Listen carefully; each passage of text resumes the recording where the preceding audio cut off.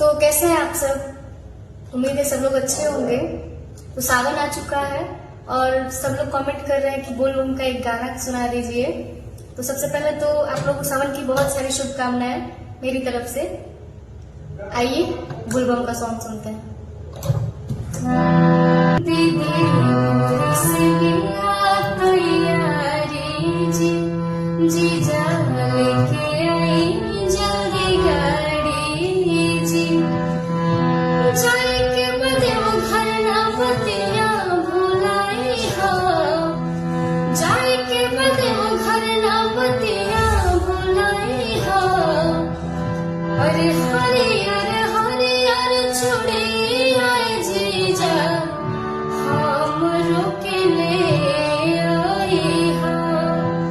हरियर हरियर चूड़ी आए जीजा हमरो के ले आई हो।